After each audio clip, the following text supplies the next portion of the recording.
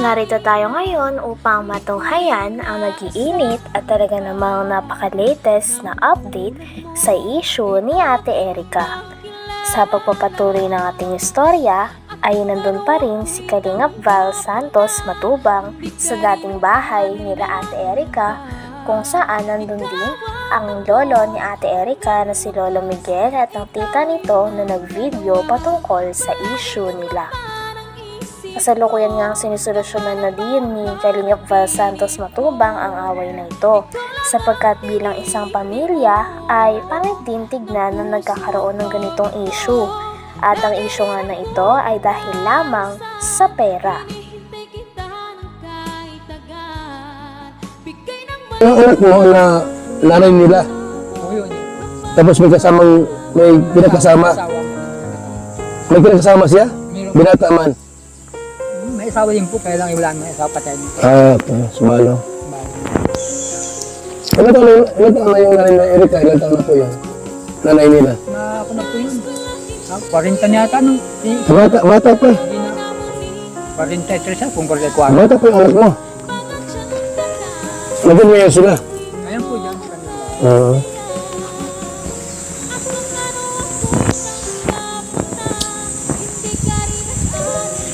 Hindi ko masisilip din. Ito yung silip eh. Malayo po yung baga po sa yung paglusong doon na, tapos may kahon. Oo. Alam mo sila? Kaya yun po at malalawin mo kayo dahil. So ito yung bahay na tatay po, mga kalingap. Sige ating... Ipinakita din muli ni Kalingap Val Santos Matubang ang bahay nila Ate Erica. Dapat daw kasi talagang papagawa nito at i-renovate, ngunit hindi na lamang natuloy sapagkat hindi na nagpa-vlog si Ate Erica kay Kalingap Rab. Ito nga ay dahil nakuha na pala ni Ate Sheila May ni Erica ang pera kay Sir Jun A at nais nito na hindi na ipadaan kay Kalingap Rab ang pera, nang sa ganon ay maging mas mabilis na lang daw ang pagpapatayo ng bahay. Kaya naman isa din ito sa pinag-awayan ng pamilya dahil ang mga pera na binibigay ni Sir Jun A ay hindi rin nakakatikim ang pera ang pamilya ni Ate Erica, kahit sinasabi ni Sir Jun A na pampamilya ito. Lilat. Ano ba yan? Jun A, kung ikaw po nakikinig, napanood sa ating video. Ano mga sabi niyo po? Yung mga sinabi nila. Kung ikaw matanda. Ako, dito ako para natulungan po sila. Kasi nagtawag sa akin, chat or text. At yun po yung tulong sa atin. Although sila po ay, si Erica po ay nagka-problema. Kasi umalis sa Kalingap, di nagpa-vlog.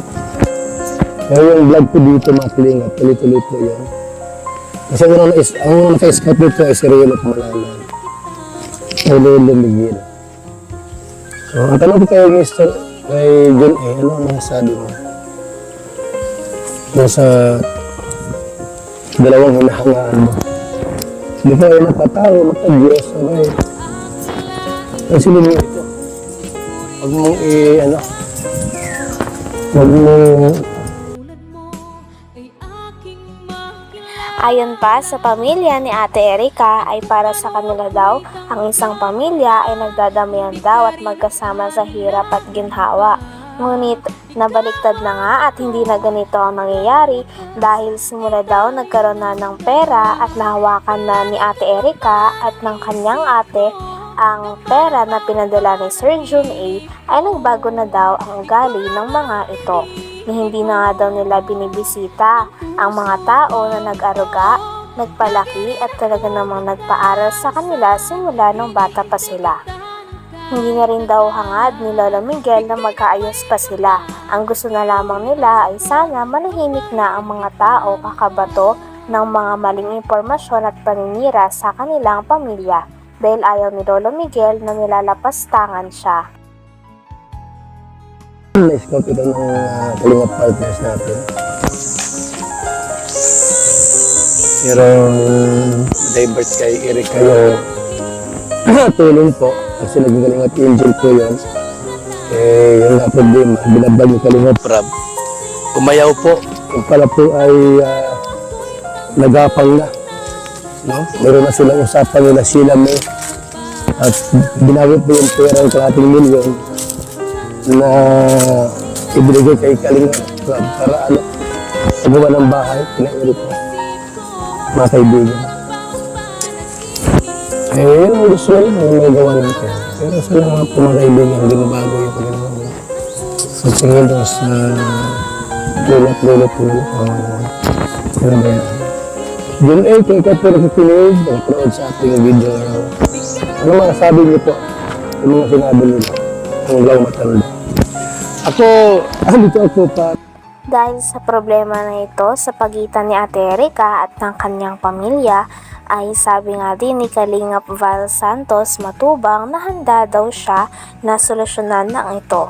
Kaya naman tinatanong niya at patuloy niyang ini-interview ang pamilya ni Ate Erica nang sa ganon ay malaman niya pati na rin ng mga tao ang tunay na side o ang hinaing ng pamilya ni Ate Erica sa kanya.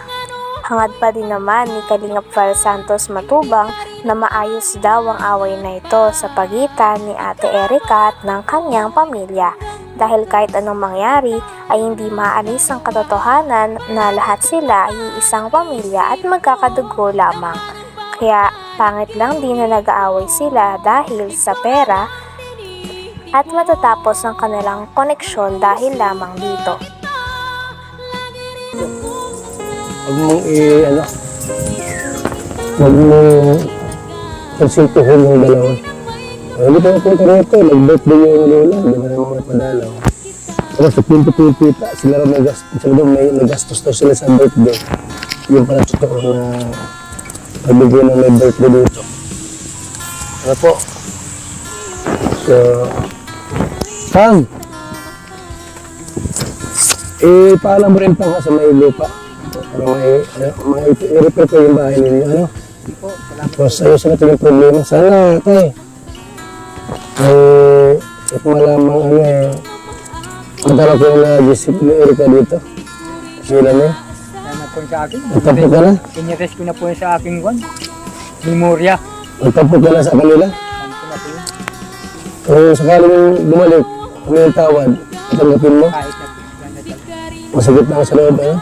Simple po sa ginawa lang yan. Kahit pag ikaw na Ikinwento pa ni Lolo Miguel kay Kalingap Val Santos Matubang na talagang simula daw pagkabata ay nandun na si Ate Erica at ang kanyang ate sa poder ng lolo at lola nila. Ito na nga ang nagpalaki at nagpaaral at talaga namang kumukop sa kanila ng kanyang ate. Kaya naman masama rin sa loob ng lolo ni Ate Erica na masabihan sila ng mga masasamang salita. Dahil ayaw niya rin na nilalapastangan siya at sa tingin niya ay wala daw utang na loob si Ate Erica at ang kanyang ate. tanggal. Ngayon, wala na. Wala na.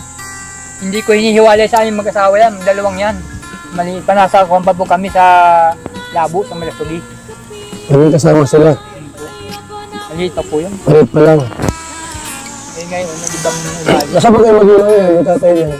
Ay, nakapiginti po, taga Mindanao yun, taga Namatay na. Agusan del Sur. Patay na.